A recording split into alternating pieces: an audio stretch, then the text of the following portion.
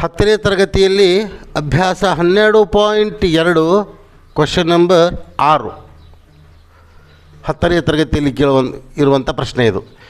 220 centimetre ಎತ್ತರ ಮತ್ತು 24 centimetre ವ್ಯಾಸವನ್ನು ಹೊಂದಿರುವ ಒಂದು ಸಿಲಿಂಡರ್ ಆಕಾರದ ಕಬ್ಬಿಣದ ಕಂಬದ ಮೇಲೆ 60 ಸೆಂಟಿಮೀಟರ್ ಎತ್ತರ ಮತ್ತು 8 ಸೆಂಟಿಮೀಟರ್ ತ್ರಿಜ್ಯವಿರುವ ಮತ್ತೊಂದು ಸಿಲಿಂಡರನ್ನು ಜೋಡಿಸಿದೆ.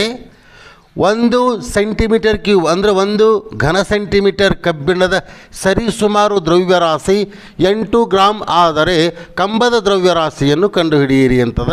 ಪೈ = 3.14 ಅಂತ ಕೇಳ್ಯಾರ.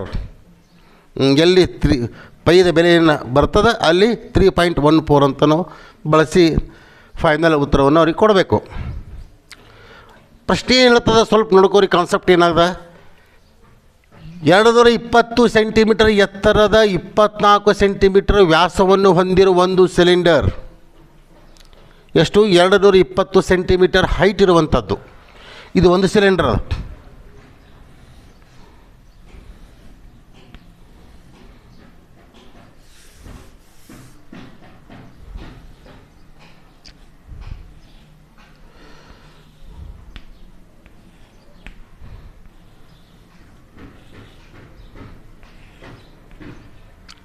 ಎತ್ತರ ಮತ್ತು ಎಷ್ಟದಿದು? 220 ಸೆಂಟಿಮೀಟರ್ ಅದು. ಇದರ ವ್ಯಾಸ ಎಷ್ಟು? ಇಲ್ಲಿಂದ ಇಲ್ಲಿಗೆ ಎಷ್ಟದ ವ್ಯಾಸ? 24 ಅದ. ಅಂದಾಗ ತ್ರಿಜ್ಯ ಎಷ್ಟಾಯಿತು? ವ್ಯಾಸ ಫಾಂಟು ಆಗ್ತದಲ್ಲಿಲ್ಲ, ತ್ರಿಜ್ಯ ಎಷ್ಟಾಯಿತು? ಇದು ವ್ಯಾಸ ಆಯಿತು. ತ್ರಿಜ್ಯ = ವ್ಯಾಸ ಫಾಂಟು. ವ್ಯಾಸ ಇಷ್ಟ ಆಯಿತು ಅಂದಾಗ ತ್ರಿಜ್ಯ ಎಷ್ಟಾಗ್ತದೆ? 24/2. 24/2 ಯಾಕಾಯಿತು? ವ್ಯಾಸದಲ್ಲಿ 2 ಭಾಗ ಮಾಡಿದಾಗ ನಮ್ಮ ತ್ರಿಜ್ಯದ ಅಳತೆಯನ್ನು ಸಿಗ್ತದೆ. ಅಂದಾಗ ಎಷ್ಟಾಯಿತು? 2 1 2 1 2 2 = 12 ಆಯಿತು. 24 ಸೆಂಟಿಮೀಟರ್ ವ್ಯಾಸ ಇದ್ದಿದ್ದು 12 ಸೆಂಟಿಮೀಟರ್ ತ್ರಿಜ್ಯ ಆಯಿತು. ಏನಾಯ್ತು? ಇದು ತ್ರಿಜ್ಯ ಆಯಿತು. ಮತ್ತೆ ಹೇಳ್ತಾರೆ, ಒಂದು ಸಿಲಿಂಡರ್ ಆಕಾರದ ಕಬ್ಬಿಣದ ಕಂಬದ ಮೇಲೆ 60 ಸೆಂಟಿಮೀಟರ್ ಎತ್ತರ ಮತ್ತು 8 ಸೆಂಟಿಮೀಟರ್ ತ್ರಿಜ್ಯವಿರುವ ಅಂತರ. 60 ಸೆಂಟಿಮೀಟರ್ ಎತ್ತರ, ಇದು 220 ಅದ. ಇದ್ರ ಮೇಲೆ ಇನ್ನೂ ಒಂದು ಕಂಬವನ್ನು ಹಾಕ್ಕೊಳ್ಳೋದು.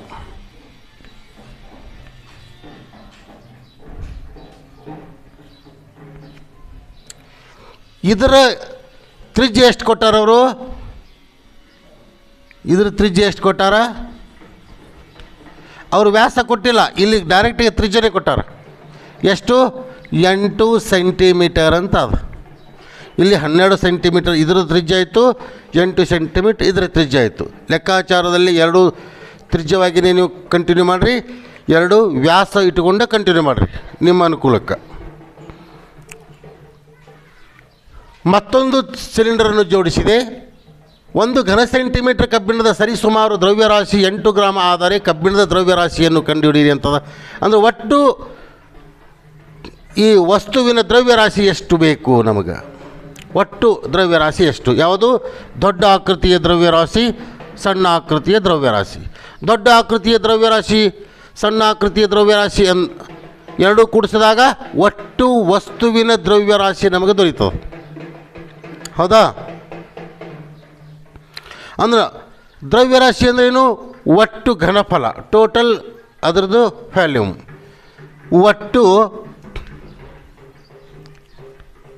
ಒಟ್ಟು ವಸ್ತುವಿನ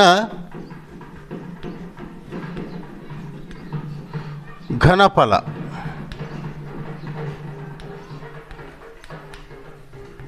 ಒಟ್ಟು ವಸ್ತುವಿನ ಘನಫಲ ಏನೇನಾಗ್ತದೆ? ಘನಫಲ ದೊಡ್ಡ ಕಂಬದ ಗಾತ್ರ ಮತ್ತು ಚಿಕ್ಕ ಕಂಬದ ಗಾತ್ರ ಎರಡು ಕೂಡಿಸ್ಬೇಕು. ದೊಡ್ಡ ಕಂಬದ ಗಾತ್ರ ಅಂದರೆ ದೊಡ್ಡ ಕಂಬ ಯಾವ ಆಕಾರದಲ್ಲಿ ಅದ? ಮ್ಯೂಟ್ ಮಾಡು. ಏನು ಮಾಡಬೇಕಿಲ್ಲಿ? ಒಟ್ಟು ವಸ್ತುವಿನ ಘನಫಲ ಅಂದಿವಿ, ದೊಡ್ಡ ಕಂಬದ ಘನಫಲ ತೆಗಿಬೇಕು. ದೊಡ್ಡ ಕಂಬದ ಘನಫಲ ಸಿಲಿಂಡರ್ ಆಕಾರದಲ್ಲಿ ಅದ. ಸಿಲಿಂಡರ್ ಆಕಾರದ ಘನಫಲ ಅದು ಸಿಲಿಂಡರ್ ಘನಫಲ ತೆಗಿಬೇಕಾಗಿತ್ತಂದ್ರೆ ಸೂತ್ರ ಏನದ? Pi r square h. ಏನು? Pi r square h. ಇದರಲ್ಲಿ ಚಿಕ್ಕ ಕಂಬ, ಮೇಲಿನ ಚಿಕ್ಕ ಕಂಬದ ಘನಫಲವನ್ನು ಕೂಡಿಸ್ಬೇಕು. ಅದು ಆದರೂ ಸಹ ಏನಾಗ್ತದೆ, plus pi r square h ಆಗ್ತದೆ. ಇಲ್ಲಿ ಕನ್ಫ್ಯೂಸ್ ಏನಾಗ್ತದೆ ನೋಡ್ರಿ, ಇಲ್ಲಿನೂ ಆರ್ ಅದ, ತ್ರಿಜ್ಯದ. ನಾವು ಇದಕ್ಕೂ ಆರ್ ಅಂತೀವಿ, ಇದಕ್ಕೂ ಆರ್ನೇ ಅಂತೀವಿ. ಇದು ಒಂದನೇ ಆರ್, ಇದು ಎರಡನೇ ಆರ್ ಅಂತ ಮಾಡ್ಕೊಂಡ್ಬಿಡುಮು. ಒಂದನೇ ಆರ್ ಅಂದಾಗ ದೊಡ್ಡದಕ್ಕೆ ಮಾಡ್ಕೊಂಡಿವಿ, ಎರಡನೇ ಆರ್ ಅಂದಾಗ ಚಿಕ್ಕ ಕಂಬದಕ್ಕೆ ಮಾಡ್ಕೊಂಡಿವಿ. ನಾವು ಇಲ್ಲಿ ಕ್ಯಾಲ್ಕುಲೇಟ್ ಮಾಡಲಿಕ್ಕೆ ಈಸಿ ಆಗ್ತದೆ. Equal to pi into r square ಬರೀಬೇಕು. ಯಾವ ಆರ್ ಬರೀಬೇಕಿಲ್ಲಿ? R1 ಇದು R2 ಆಯಿತು. R1 ಅಂದರೆ ಎಷ್ಟದಿಲ್ಲಿ? 12 ಸ್ಕ್ವೇರ್ ಇಂಟು ಎಚ್ ಎಷ್ಟದಿದು? ಎಷ್ಟದ? 220 ಪ್ಲಸ್ ಇಲ್ಲಿ ಪೈ ಆರ್ ಸ್ಕ್ವೇರ್ ಅಂದ್ರೆ ಎರಡನೇ ಆರ್ ಸ್ಕ್ವೇರ್, ಎರಡನೇ ತ್ರಿಜ್ಯ ಎಷ್ಟದಿಲ್ಲಿ? 8 ಅದ. ಹೀಗಾಗಿ ನಾನು ಏನು ಬರಿತೀನಿ ಇಲ್ಲಿ? 8 ಇಂಟು 8 ಸ್ಕ್ವೇರ್ ಇಂಟು ಇದರ ಎಷ್ಟು? ಇದರ ಹೆಚ್ಚು ಕೊಟ್ಟಾರಲ್ಲ ಅವರು, ಇದರ ಹೆಚ್ಚು 60 ಸೆಂಟಿಮೀಟರ್ ಅಂದಾರಲ್ಲ. 60 ಸೆಂಟಿಮೀಟರ್ ಎತ್ತರದ ಮತ್ತೊಂದು ಅದಲ್ಲ, ಹೀಗಾಗಿ ಇಲ್ಲಿ 60 ಬರ್ತೀವಿ. ಇದನ್ನು ಸ್ಥಳೀಕರಿಸ್ಕೋಬೇಕು. ಹೆಂಗೆ ಸ್ಥಳೀಕರಿಸ್ಕೋತೀರಿ ನೋಡ್ರಿ, ಭಾಳ ಸುಲಭದಂಥ ಮಾತಿದು, ಈಸಿಯಾಗಿ ಸ್ಥಳೀಕರಿಸ್ಕೋಬೋದು. ಹಾಂ, ಪೈದ ಬೆಲೆ ಏನು ತುಂಬೋಣ? ಪೈದ ಬೆಲೆ 3.14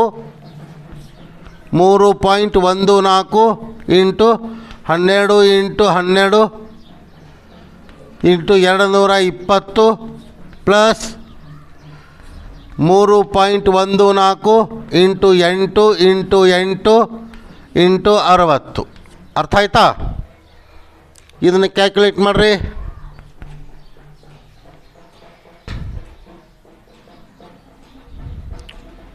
ಹಾಂ, 314/100 ಇಂಟು 12 ಇಂಟು 12 ಇಂಟು 220. ಇನ್ನು ಈ ಕಡೆ plus 314/100 into 8 into 8 into 60. Calculation ಮಾಡಿದಾಗ, ಲೆಕ್ಕಾಚಾರವನ್ನು ಮಾಡಿದಾಗ ಇದು ಎಷ್ಟಾಗ್ತದೆ? ಇದು ಅಪಾನದಲ್ಲಿ ಎಷ್ಟು ಬಂತು? 100 ಬಂತ. ಅಷ್ಟು ಕ್ಯಾಲ್ಕುಲೇಟ್ ಮಾಡಿದಾಗ ಎಷ್ಟು ಬಂತು? 994752 994752 ಇಷ್ಟಾಯ್ತಾ? ಹಾಂ, ಪ್ಲಸ್ ಇನ್ನು ಅದೇ ಪ್ರಕಾರವಾಗಿ ಛೇದದಲ್ಲಿ 100 ಆಯಿತು. 120576 120576 ಇಷ್ಟಾಯ್ತಾ? ಹಾಂ, ಇದನ್ನು ಸಪ್ರೇಟಾಗಿ ದಶಮಾಂಶದಲ್ಲಿ ಇಟ್ಕೋಬೋದು ಈ ಸದ್ದು ಬೇಕಂದ್ರೆ. ಎಷ್ಟಾಯ್ತು ದಶಮಾಂಶದಲ್ಲಿ ಇಡಬೇಕಾಗಿತ್ತು ಅಂದರೆ? 99472 2 0 ಅದಾವ, 2 ಸ್ಥಾನ ಬಿಟ್ಟು ಪಾಯಿಂಟ್ ಕೊಟ್ಟಿವಿ. ಪ್ಲಸ್ ಇನ್ನು ಈ ಕಡೆ 1 2 0 5 7 6 2 ಸ್ಥಾನ ಬಿಟ್ಟು ಪಾಯಿಂಟ್ ಕೊಡಬೇಕು. ಇಷ್ಟಾಯಿತು. ಇವೆರಡು ಕೂಡಿಸ್ಬಿಟ್ಟಾಗ ಎಷ್ಟು ಬಂತು ಉತ್ತರ? ಇಲ್ಲಿ ಏನಾಯಿತು? ಹಾಂ, ಇಲ್ಲೊಂದು 0 ಬಿಟ್ಟಿನಲ್ಲ, ಇದೊಂದು 0 ಇಟ್ಕೊಂಬಿಡು ಮೇಲೆ. ಹಾಂ, ಇಲ್ಲಿನೂ 0 ಬಿಟ್ಟು 0 ಇಟ್ಕೊಂಡಿನಿ. ಈಸಿ ಆಯಿತು. ಅಂದ್ರೆ ಇಲ್ಲಿನೂ ಒಂದು 0 ಬರ್ತದೆ, ಇಲ್ಲಿನೂ ಒಂದು 0 ಬರ್ತದೆ. ಪಾಯಿಂಟ್ ಇಲ್ಲಿ ಬರೋದಿಲ್ಲ, ಪಾಯಿಂಟ್ ಇಲ್ಲಿ ಬರ್ತದೆ. ಪಾಯಿಂಟ್ ಇಲ್ಲಿ ಬರೋದಿಲ್ಲ, ಇಲ್ಲಿ ಬರ್ತದೆ. ಹಾಂ, ಸ್ವಲ್ಪ ಕರೆಕ್ಷನ್ ಆಗಿತ್ತು. ಇನ್ನು ಮುಂದೆ ಇದನ್ನು ಕ್ಲಿಯರ್ ಮಾಡ್ಕೊಂಡಾಗ ಎಷ್ಟಾಗ್ತದೆ? 111,532 111,532.8 00 ಹೋಗಿರ್ತವೆ. ಏನಾಯ್ತಿದು? ಘನ ಸೆಂಟಿಮೀಟರ್ ಆಯಿತು. ಯಾವುದು? ವಸ್ತುವಿನ ಟೋಟಲ್ ಇದ್ರದ್ದು ಘನ ಸೆಂಟಿಮೀಟ್ರ್ ಬಂತು. ಪ್ರಶ್ನೆಯಲ್ಲಿ ಏನು ಕೇಳಿರೋರು? ಇದು ಫೈನಲ್ ಉತ್ತರ ಅಲ್ಲ. 1 ಘನ ಸೆಂಟಿಮೀಟರ್ ಕಬ್ಬಿಣದ ಸರಿಸುಮಾರು ದ್ರವ್ಯರಾಶಿ 8 ಗ್ರಾಮ್ ಆದರೆ ಅಂತ ಅದ. ಅಂದರೆ ಇಷ್ಟು ದ್ರವ್ಯರಾಶಿ ಅದ ಅಂದ್ರೆ 1 ಘನ ಸೆಂಟಿಮೀಟರ್ಗೆ 8 ಗ್ರಾಮ್ ಆದರೆ ಇಷ್ಟು ಘನ ಸೆಂಟಿಮೀಟರ್ಗೆ ಎಷ್ಟು ನಾವು ಕ್ಯಾಲ್ಕುಲೇಟ್ ಮಾಡಬೇಕು. ಹಾಂ, ಮ್ಯೂಟ್ ಮಾಡು. ನೋಡ್ರಿ, ಭಾಳ ತ್ರೈರಾಶಿಕ ನೋಡಿ ಹೆಂಗದಲ್ಲಿ ಹಳೆಯ ಪದ್ಧತಿ ಪ್ರಕಾರ ಏಕಾಂಶ ಪದ್ಧತಿಯಿಂದ ಹೋಗ್ತೀವಲ್ಲ ಹಂಗೆ. 1 ಘನ ಸೆಂಟಿಮೀಟರ್ಗೆ 8 ಗ್ರಾಮ್ ಆಗ್ಯದ. ಎಷ್ಟಿತ್ತು? 532.8 ಗ್ರಾಮ್. ಗ್ರಾಮಕ್ಕೆ ಎಷ್ಟು? ಇಲ್ಲ 5 ಇಷ್ಟೇ. ಸೆಂಟಿಮೀಟರ್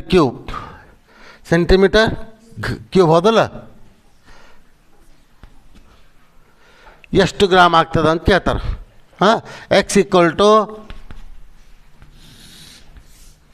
ಇವೆರಡು ಮೇಲೆ ಹೋಗ್ತಾವಲ್ಲ, 111,532.8 × 8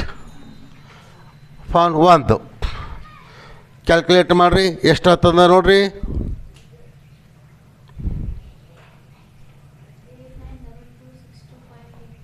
ಎಷ್ಟು?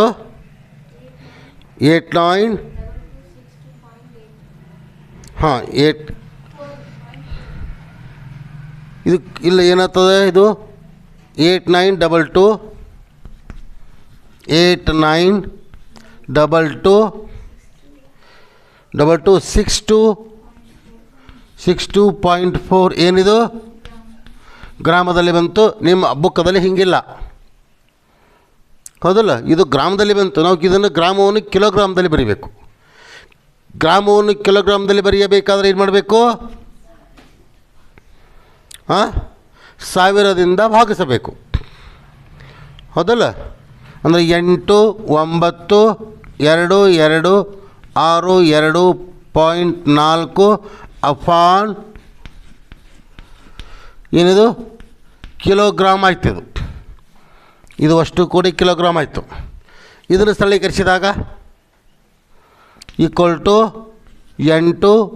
9, 2, 2, 6, 2, 4 ಅಪಾನ್ 1000 × 10 ಆಯ್ತದಲ್ಲ. ಪಾಯಿಂಟ್ ತೊಗೊಂಡಿನಿ, 10 ಕೊಟ್ಟೀನಿ. ಪಾಯಿಂಟ್ ಅಂದರೆ 1, ಮುಂದೆ 1 ಸ್ಥಾನದ ಪಾಯಿಂಟ್ ಕೊಟ್ಟೀನಿ. ಅಂದಾಗ ಎಷ್ಟಾಯಿತು?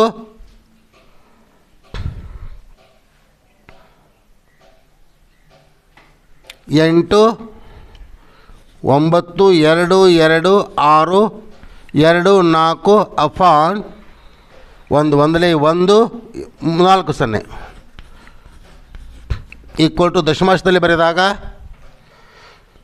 8, 9, 2, 2, 6, 2, 4 1, 2, 3 4 0 ಅದಾವ. 1, 2, 3 4 ಬಿಟ್ಟು ಪಾಯಿಂಟ್ ಕೊಡ್ತೀನಿ. ಇದು ಕಿಲೋಗ್ರಾಮದಲ್ಲಿ ಬಂತು. ಅರ್ಥ ಆಯ್ತು ಹೇಳಿದ್ದು? That's all.